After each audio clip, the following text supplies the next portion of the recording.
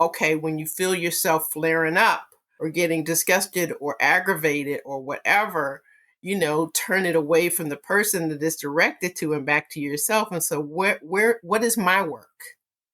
Where do I need to grow from here? This is Your Purposeful Life, and I'm your host, Adrian Starks. I'm a speaker, podcaster, narrator, writer, and entrepreneur. On this podcast, we're taking a different approach to the understanding of purpose because it's not a one-size-fits-all. There will be a variety of guests expressing their purpose through the human mess we call the human journey. These conversations will guide you to a better awareness and understanding of your unique purpose in the daily life of mistakes, changes, and challenges, and how to put that purpose into action, bringing you more experiences of success, fulfillment, and achievement on your terms. Let's go on this journey of purpose together. Well, welcome back, everyone, to Your Purposeful Life, and I'm your host, Adrian Starks, and it is here where we are changing the conversation around purpose, and we want to help you shape your purpose your way. Today, I would like to welcome on our special guest, Celeste Frazier, to the podcast and community. Celeste, how are you doing today, my friend? I'm doing great. Thanks for asking. You're welcome, and I'm glad to have you here because today's topic, we are going to talk about spiritual growth and creativity and how it can be aligned. And I'm so excited to talk about that because, Celeste, let me tell you, I have been on quite a spiritual journey myself within the last, I would say, 2 to 3 years. So I'm eager to learn from you and what you teach in your ministry about spiritual growth. And before we get into that, I want our listeners here to go ahead first. Let's get some of this out of the way. To download this podcast into your favorite podcast platform of choice by going to our website, yourpurposeful.life, and it is there where you can listen to some episodes on any podcast platform and also join our YPL community. You can follow us on social media and be sure to subscribe to our YouTube channel where it is there you'll catch videos weekly. And go ahead and hit that notification bell with a purpose. I mean, like you really mean it.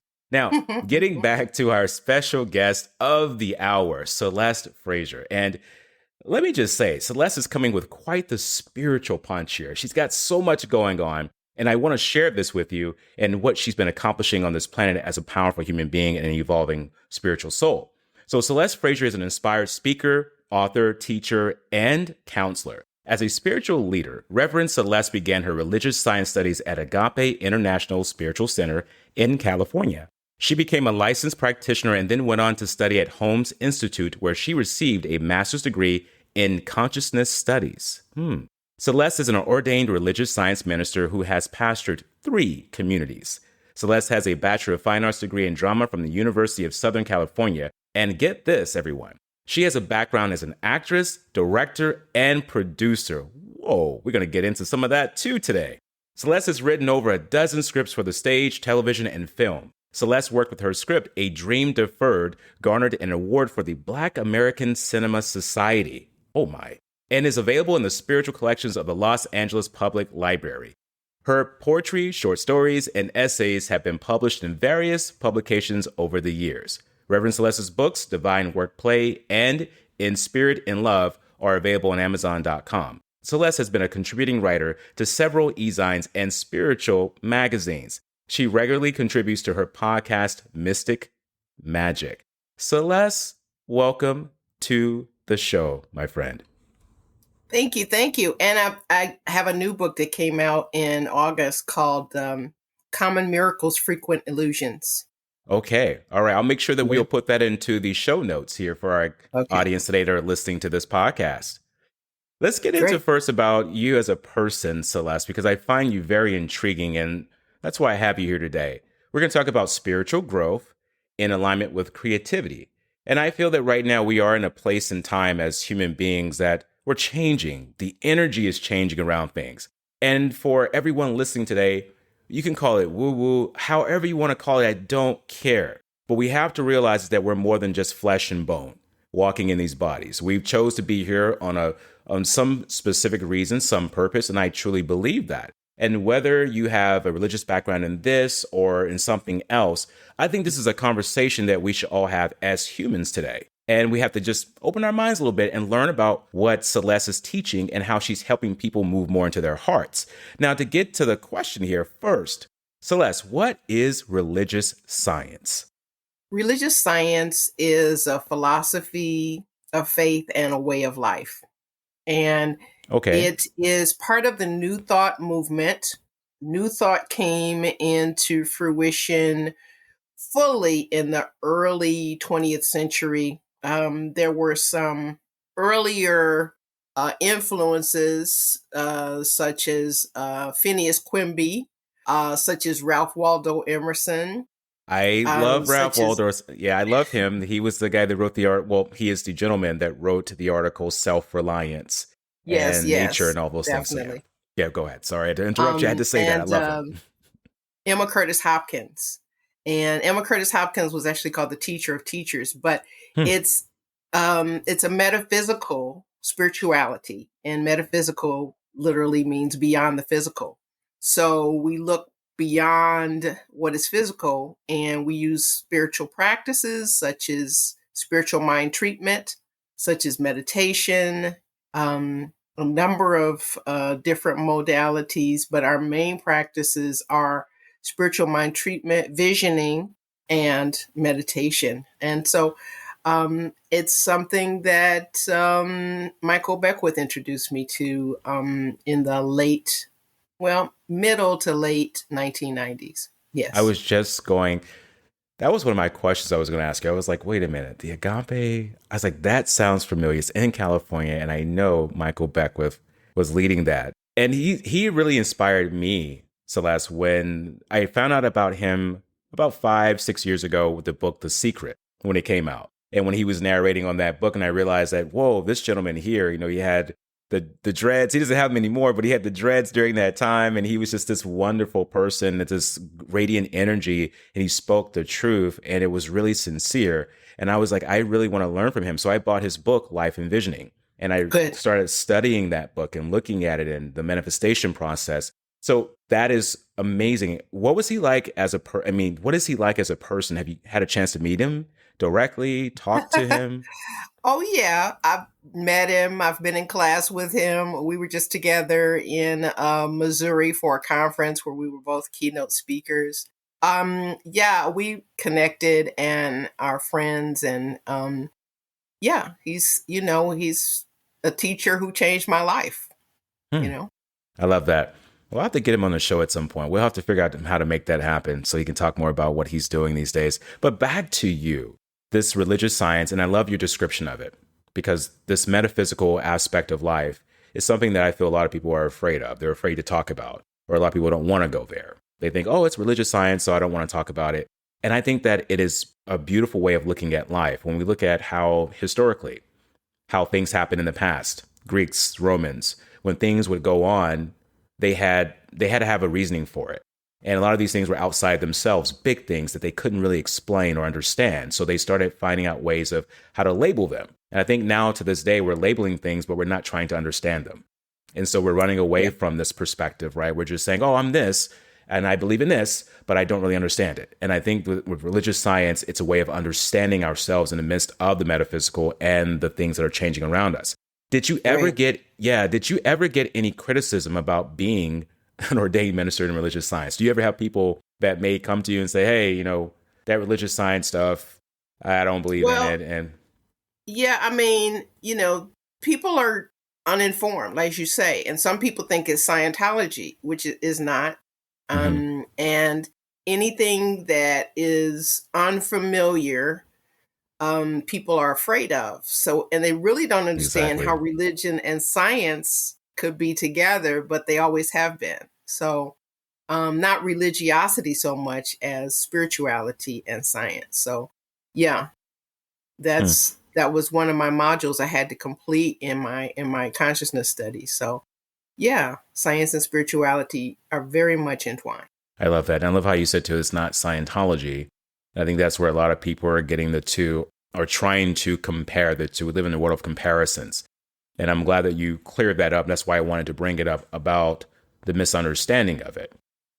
Why did you become a minister, Celeste? I mean, you've done so many things as a writer, an actress, director. We'll talk more about that a little bit later. But what was the thing, the moment in time? Do you recall where you were or what happened? Or you just said, hey, I want to get into ministry? No, not at all. Um, I can remember as far back as 4 years old, I said I wanted to be an actress. Okay. Somewhere around maybe 9 or 10, I said ministry came across my mind, and I was like, no, because then right after that, Dr. King was killed. I was already having issues with this crucifix thing because I was like, okay, so Mm-hmm. that's what they do to people who bring truth. And Mm-hmm. so I had just kind of put it away. And I had a film. I had a film deal in Canada, in Montreal, which was about police brutality that I had written. And it was contingent on US distribution. And nobody wanted to do anything about police brutality on Black people in 1997, 93 to 97, which is when I was trying to get it made. Mm-hmm. And so I just was really kind of down one day, and a friend of mine said, let's go to church. And we went to Agape, and everything shifted after that. I started taking classes, all the basic preliminary classes. Then I went to see what it meant to be a religious science practitioner, a preview of that. They said service. I'm like, cool, I can do service. I do service all the time. Then after I finished my practitioner studies, there was an open house. And I said, well, I'll just go see, what it's about. But I tell you, in the course of that, between my first and second class, I started having these experiences. One experience was when I thought I was sleeping, and I moved into this space where I felt like I was dropping deep into something. And I remember making a conscious choice to want to stay on this planet. And then when I went to class the next day, I started saying things that I didn't know I knew. In fact, I didn't know I was being used in a spirituality class to speak truth. And my mouth is moving and I'm talking and I'm like, this is really great stuff, but I don't know any of this and I don't know how I'm saying all of this. Mm-hmm. And so that would happen when my grandmother made her transition. I would do the family tributes for these kind of things because I had the entertainment background. And I was in the middle of the talk. Well, that weekend, the whole veil had lifted, and I was getting all of these messages. And when I was in the service, I said the word obedient came out of my mouth, which wasn't a word I used or liked.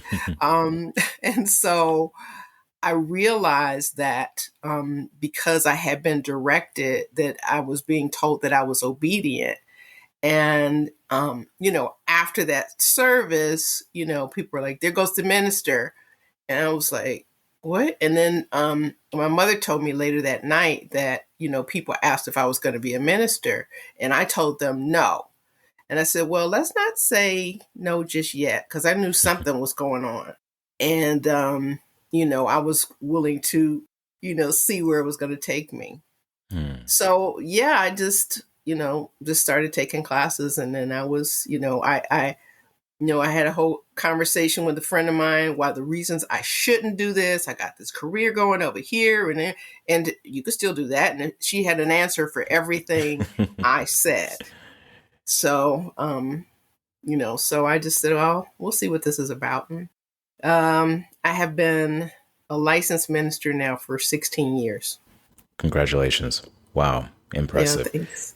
I love your story and how it spiraled from wanting to create justice and the questions that came behind that.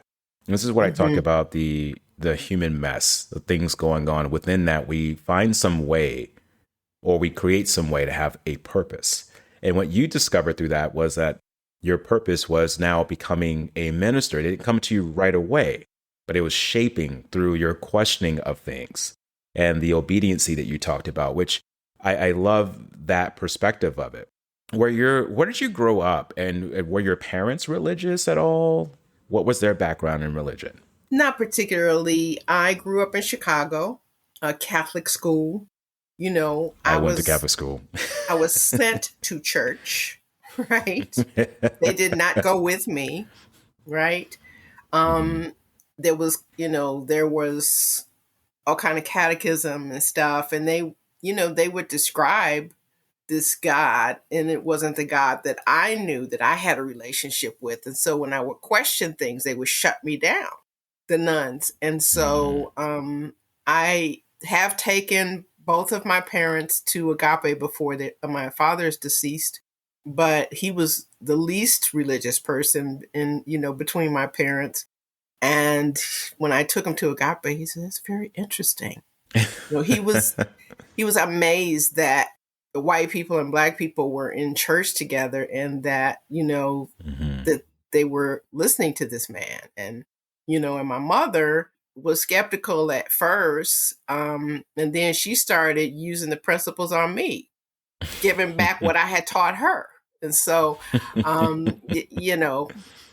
it's like, I guess it's kind of like Jesus let Mary and Joseph know, look, this is what I do. So, you're going to have to deal with it. Right. It reminds me of Maya Angelou's quote. She always said, "When you learn, you teach. And when you teach, you learn."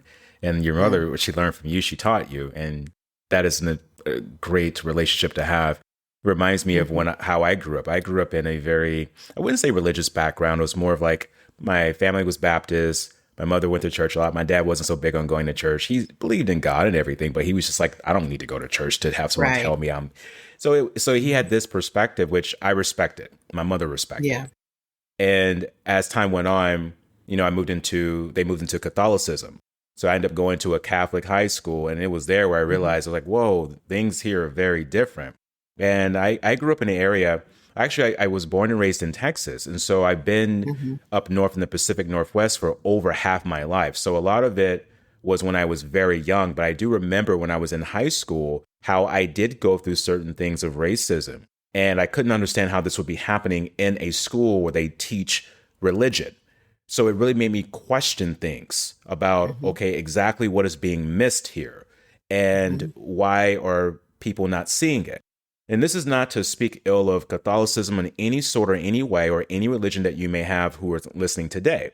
If it allows you to be a better person and you treat people with love and respect and grace, then by all means, do your thing. But if it doesn't, and you're judging and you're isolating, then you got to question yourself about what does this thing really mean to you? And that's when I began questioning myself about what I wanted to be connected to, Celeste. And that's when I decided that spiritually, I was going to be me, the soul, the entity that signed a sacred birthright to be here on this planet. I'm going to do it my way. And I Mm-hmm. remember having that conversation with my mom. I said, "Hey, Mom, I know you've been into this type of religion, but I'm not I'm not taking on any religions anymore. I just want to Mm-hmm. believe there's a higher power and an entity that I'm connected to and that it loves me, I love it, and that it spreads itself through me. Is that okay with you?" And she was like, "Baby, I love you. And we taught you well." It's just a great way to look at things. Did you ever I'm very proud to say that my father told me that I was his minister while he was still alive, and I Oh, have been my mother's minister as well. She was with me at the church I started in Chicago. So yeah, wow. That's beautiful. I love that. yeah. You see how you can just touch people's lives when you have something that you feel passionate about and you're purposeful towards, and it connects and helps people to just really see themselves. And that's what it's all about. I truly believe that. Did you ever have any challenges shaping that part of you energetically, that purpose, and with your soul, with this new journey you're on? Did you ever question yourself? Did you ever just say, maybe this is not for me, or can I really do this? Well, there's always challenges, regardless of what the work is that you do. That's true. What I did when I looked at what I did, and I still do entertainment stuff from time to time, not as dedicated fully as I was, but just got to check a couple weeks ago. But, I just knew about me. I'm like, well, what are you doing? Because you do this and you do that, and I said, okay, your through line is stimulating minds and engaging hearts. That's what you do. It doesn't have to have one form. It can have a number of forms.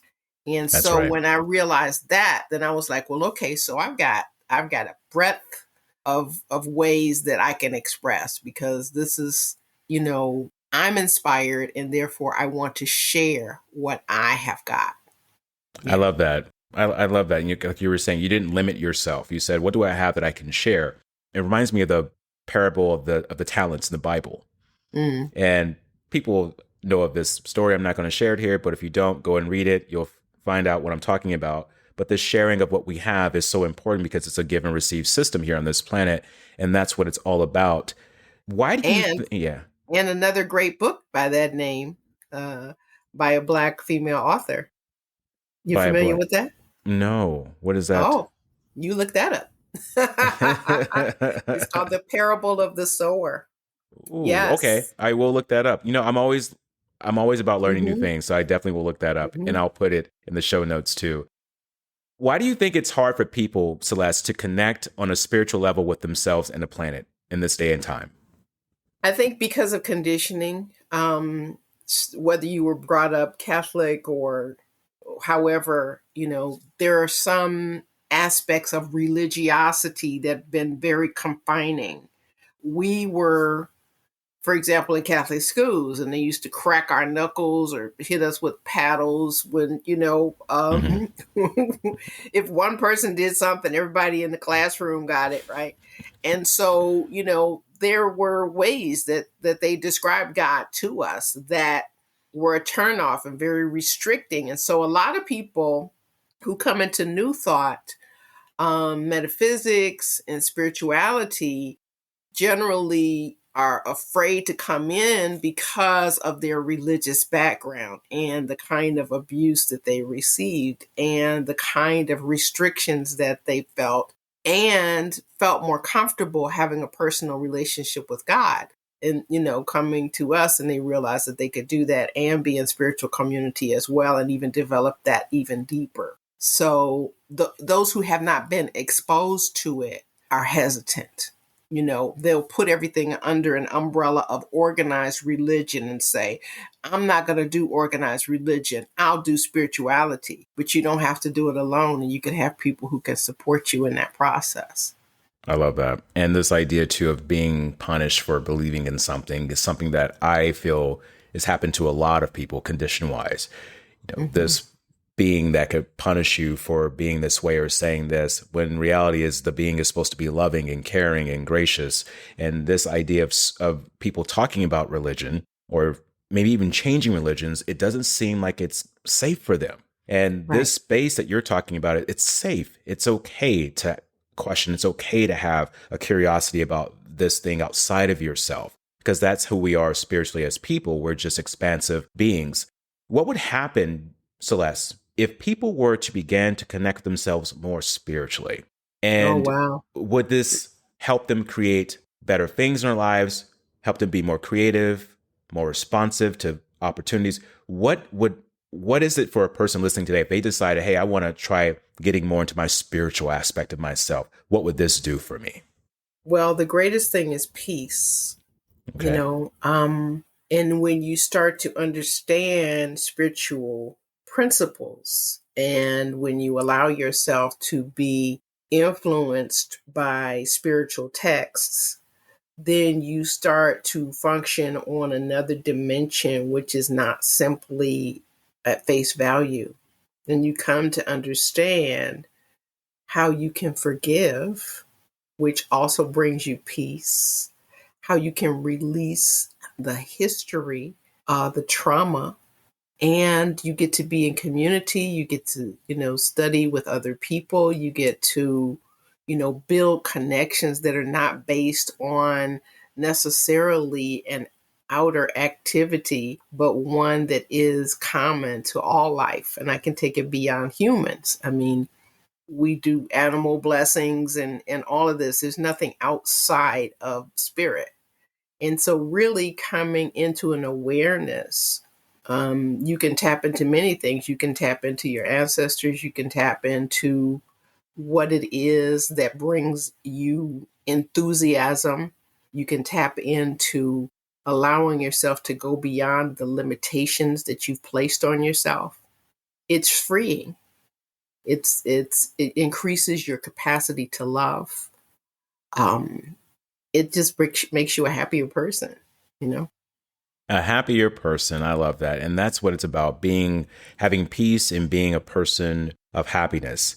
It's so important about this question because we're living in this time, Celeste, where everyone is rushing to try to appease other people. They're trying to be accepted. They're trying to be loved. They're trying to be popular. They're trying to be the most important, when in reality is the alignment of ourselves, being true to who we are as beings and loving ourselves. That's what creates the power. I call it the self-power, self-actualization. Yeah. And this, I love what you're teaching here. So this is important for all of us to know. The more you're loving yourself, the less there's a need for other people's validation. Oh, say it now. Say it again. Preach. The more you love yourself, the less there's a need for outside validation. Where were you at in my life when I needed you about 10, 15 years ago, Celeste? If I could tell you how many times I jumped in and out of relationships to get self-validation, oh my, I was a train wreck. But now this new journey in my life is just things I love about myself. You know, it's so funny. The other day I was just sitting down by myself and I was reading a book and had a latte in my hand. And I was just, all of a sudden this thought came, I just love my life. I love myself. And it was just this feeling that came. And it was so odd because there really wasn't this big event that happened. It was just a moment of bliss that you're talking about, this peace that you just mentioned. It was this serenity that just went, man, I love you. And that voice inside, you don't hear it unless you're really connected with yourself. And this is not to say that I'm not connected to other people or that I don't like people. I love people, but I also love myself now. And I don't mind being alone.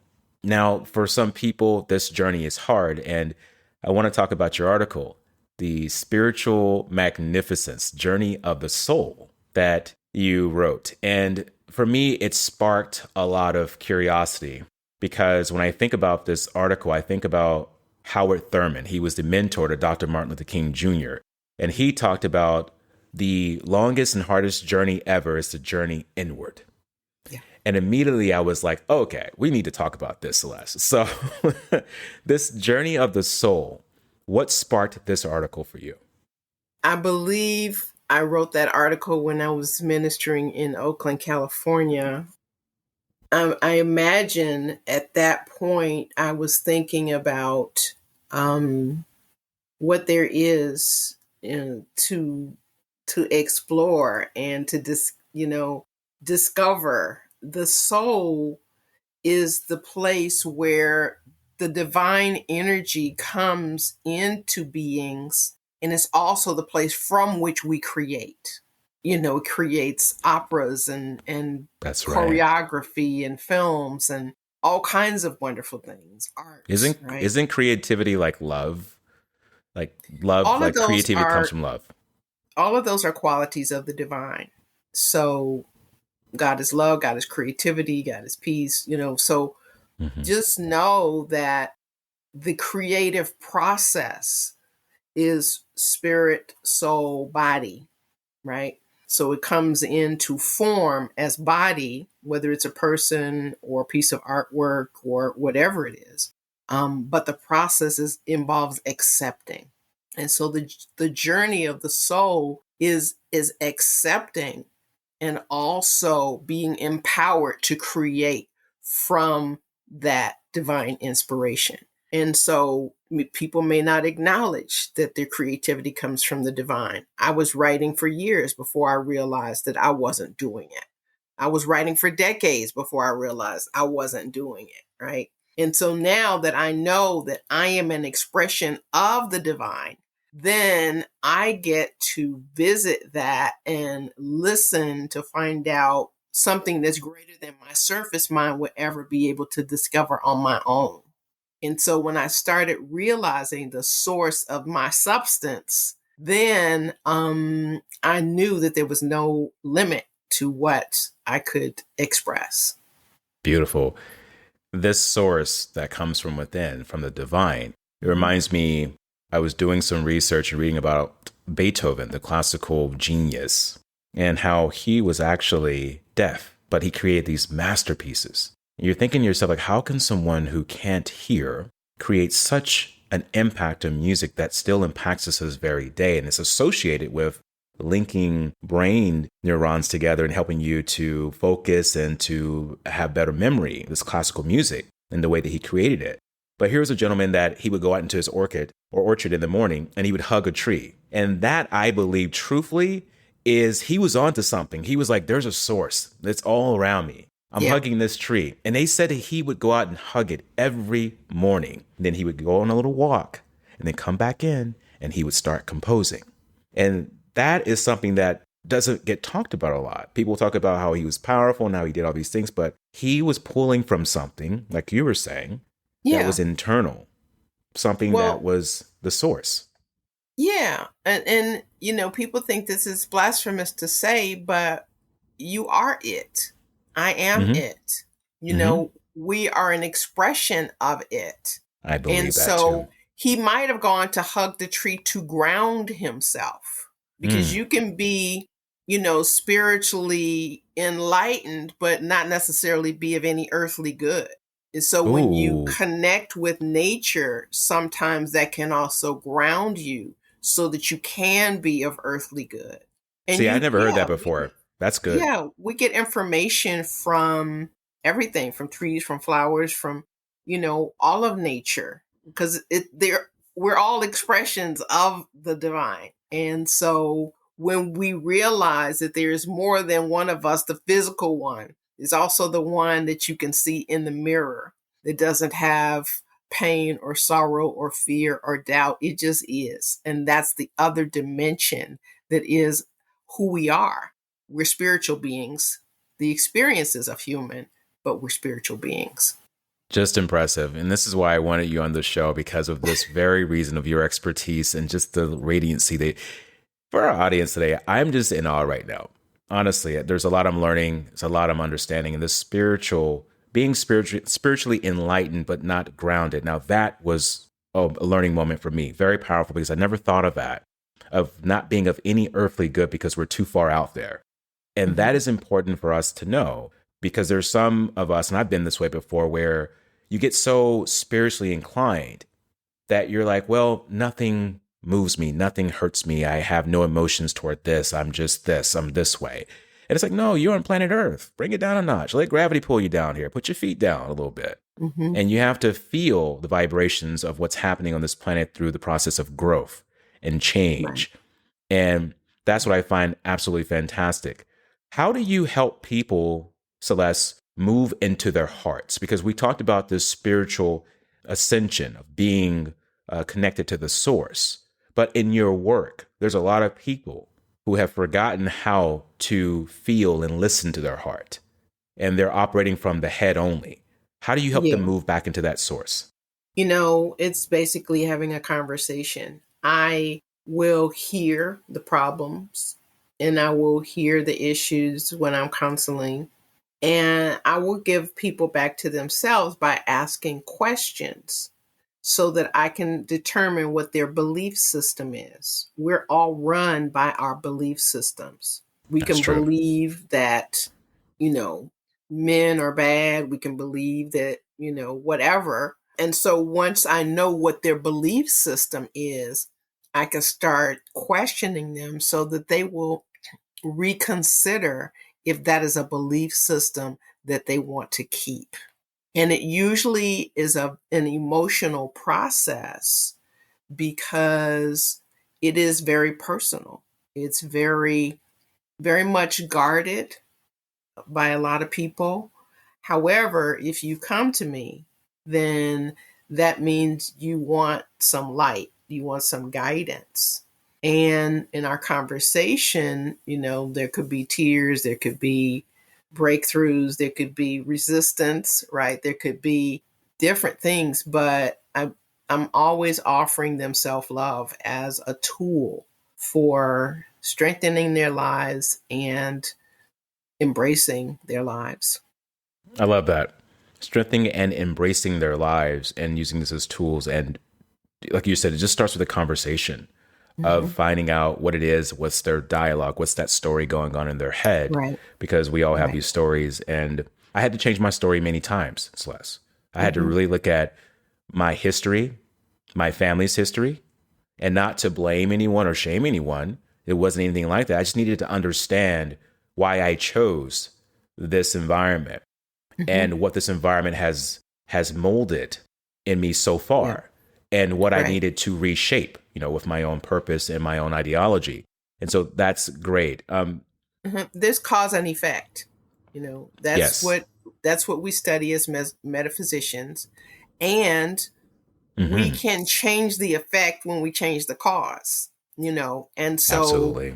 just knowing that we don't have to be attached to generational trauma.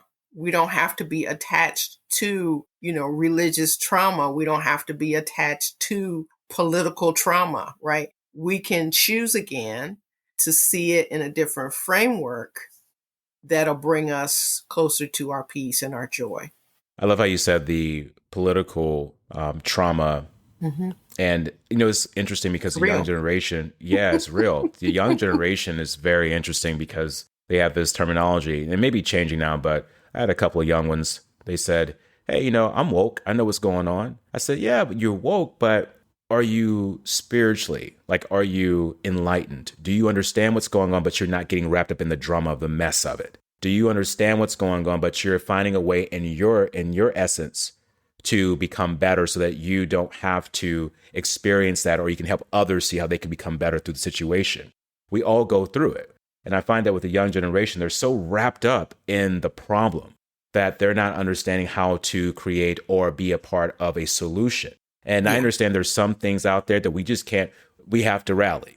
I get it. We got to get together. We got to talk. We got to put some visuals on this. But a lot of times there's a lot of anger going on with the younger communities, a lot of mishaps, a lot of misunderstandings, like not being willing to communicate. Just automatically you go into primordial state, primitive, like just get mad and angry and want to fight. It's like, what happened to words? What happened to using words to express ourselves and our emotions? You're just going to get mad right away. And I think that's missing with our communities. It's not that we're denying our anger. I mean, Jesus had a fit in the temple because they were defiling the temple. He flipped the table over. I mean, it's like, yes, because, I don't think God gets angry, but they used to teach us that God gets angry. But the point is, more important than the anger is your healing, because at the root of the anger is pain, is hurt. And so, because I facilitate conversations around race, and I facilitate conversations that include a lot of social issues, I have turned the conversation into one of healing so that we can release the pain, and then we're able to see things a little clearer. Releasing the pain so we can see things clearer. And that's what's important, is releasing the pain and identifying that there is pain. And speaking of pain, let's move into a little bit of ease here, a little bit more of a pleasure. And let's change the conversation a little bit. And let's talk about something here that I've been waiting to. So you're an actress, writer, and director. My question for you, because you've done so many things and you've taught us so much about the healing perspectives, what kinds of things have we seen you in as an actress? Oh, well, if you blink, you probably would miss me. I might be the person in the background. I might be, the nurse in the operating room or the anesthesiologist. I might be, the woman in the office building. Give us some names. Do you have any names of any shows or any movies that way we can go and see, like pause it at the 30-second mark, like, oh yeah, there's Celeste. We got it. Oh, there was a TV show, it was a doctor show called Partners. Okay. There was it was a Martin Lawrence movie. I'm trying to remember the name of it. I have to look at my resume to see. But it wasn't a thin line between love and hate, was it?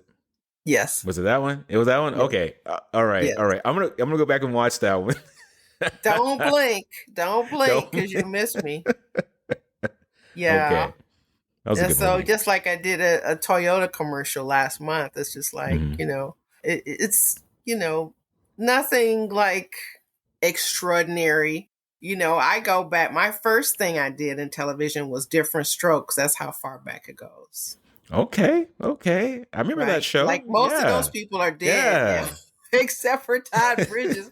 Most of those people are gone. That show goes way back. Yeah. Yeah. Yeah. Okay. That was like the Well, early I 80s or something. yeah. Well, see, this is part of the expression you were talking about earlier. That's why I wanted to bring this up because Hmm. we always talk about what we're really good at Hmm. and what we do for other people, but we also have our lives. We have this part of ourselves that is still evolving and unfolding, and as you would say, creating things out there. And I love the fact that you're in this realm, you're a minister, you're teaching spirituality at a science level and a metaphysical level, and more importantly, a self-love acceptance level. But you're also able to go out here and write plays, write books, act, and do these things because that is the expression of who you are choosing to be. And I have this thing I love to say is that we've all signed a universal contract to be here on Mm. planet Earth. And the thing is that it's none of my spiritual business what someone else's universal contract is, but it's my spiritual business to focus on what my contract is.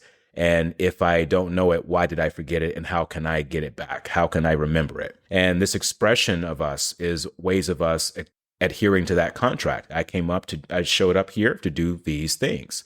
And where do you think we are headed right now, Celeste? Speaking of that, as human beings, this next pattern, what I call human evolution, Yeah. where are we headed on this ever changing and evolving planet? Where are we going consciously? And is it something we should be worried about? Or is it something that we could be like, okay, it's getting better? I think that as you use the word evolution, that's the most appropriate word. Hmm. We're moving towards light. Hmm. And, we were light, right? Just like from the beginning, right? Right. And we don't necessarily have to have form in order to be light. If you think about where we've been, England just got their first non-white prime minister. The That's right. the the boundaries are fading. The separation is fading. There's a fight against that, which is why we have interesting leadership things happening Hmm. and anarchy happening, Hmm. because people want to hold on to the way things were because Old they're patterns. afraid of becoming extinct. And it's Ooh. part of our evolution to erase the lines, right? The demarcations. There was nothing in any spiritual text that talks about borders or boundaries in Hmm. terms of where people live, right? And we've Right. gone beyond this planet. I'm not saying that we have to be interstellar beings necessarily, but light can travel anywhere. And so when we are not encumbered by the pain and separation, there is no limit to what form we can take if we choose to take a form, if that's even necessary. And so when you ask me where are we going, I don't know how far out you wanted me to go, but to me, that's what it is. We're moving into oneness. I love that answer. You're moving into oneness because that's what I wanted to know. And as far as the future is concerned, you can never really tell what's going to happen, but just from in the present moment, we see things that are happening. We see what's going on social media, and social media has its place for me. It's kind of a love and a kind of annoying relationship. I don't like to say the word hate. So I love it, but then sometimes I'm annoyed by it because it gives us all this negativity right away. Like if you just pop on social media or TV, the first thing you see is something negative. And I'm like, out of all the things going on this planet, you're telling me about this that's happening right now as the frontliner? What can I do about that? What am I going to do about it? I can't resolve that. You're just making me scared and fear. And then I'm spreading out that energy. So I choose not to get involved in watching too much of that, but I understand to be informed, but I don't want to be too informed or informed in a way that causes me to think differently about my light and my energy that you were talking about, Celeste. Well, this is why spiritual practice is crucial. You know, That's take, right. for example, Kyle Rittenhouse. And I talk about this in a panel that I did with the creators of Course in Miracles, the Foundation for Inner Peace. That when I made all these judgments about him and his mother and how he can cross state lines and kill people and all of this, and how irresponsible a mother she was and all of this. And then I went into teaching the course. I had judgment around the judge and all of this stuff. And, and all of that is still true at the level of facts. But where do I get to see, where am I irresponsible? Where am I reckless? Because that's the real conversation. It was never about them, as Mother Teresa would say. It was never about them anyway. It was about my relationship with my spirit. And so when you can use it as when you feel yourself flaring up or getting disgusted or aggravated or whatever, turn it away from the person that it's directed to and back to yourself. And so what is my work? Where do I need to grow from here? And, when you can use social media and not be dictated by it, then you maintain your power and you can grow from it and not in spite of it. Beautifully said. And that was a teaching moment. So I am going to go back and listen to this. Yep. I'm going to go back and listen to this and even write some notes down and carry with me my little notebook, because I love learning these new ideas from leaders like yourself, because it's important that we learn all from each other. And this is a powerful tool that you just given us on how to deal with social media, because social media is not going anywhere. It's going to be a major tool from this day forward. And I think it's something that we have to learn how to work with. So Celeste, where can our listeners learn more about you and these wonderful miracles that you're creating in people's lives and helping them move to the centering of their heart? My website is celestefrazier.com. Okay. My books are on Amazon and Kindle. I'm on social media, Facebook, Instagram, Twitter, LinkedIn. I'm sharing my podcast on all the major podcast venues, from Apple to Spotify to Google, pretty much all of the major ones. Can you share the name of your podcast with our audience?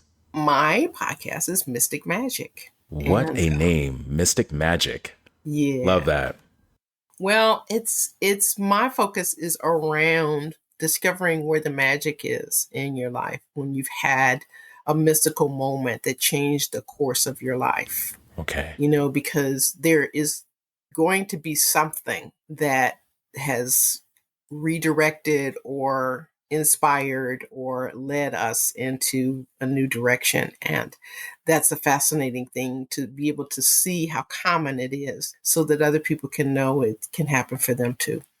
You heard it. Go ahead and download that podcast today, not tomorrow, today. Go and do that. And to go to Celeste's website to find out more about what she's been doing, what she's up to, her next projects, and to learn more about her ministry and how she's helping people create their light on this planet, because we all need it. No matter where you are in your life, there's always room to grow. Physically, spiritually, mentally, but there's always room to grow. Celeste. Oh, and I'm on YouTube. I forgot. And you're on YouTube. And one last question for you. What does living a purposeful life look like to you? Service. When I am serving others, I'm always serving myself. Being on purpose for me is being divinely guided, not by the outer effects, but by that which is within me that seeks something more. If I'm not seeing it outside of myself, then I need to look within myself to find it and share it. And that, in whatever form it takes, is me living in my purpose and living a purposeful life. This is Your Purposeful Life, and I'm your host, Adrian Starks. I'm a speaker, podcaster, narrator, writer, and entrepreneur. On this podcast, we're taking a different approach to the understanding of purpose, because it's not a one-size-fits-all. There will be a variety of guests expressing their purpose through the human mess we call the human journey. These conversations will guide you to a better awareness and understanding of your unique purpose in the daily life of mistakes, changes, and challenges, and how to put that purpose into action, bringing you more experiences of success, fulfillment, and achievement on your terms. Let's go on this journey of purpose together.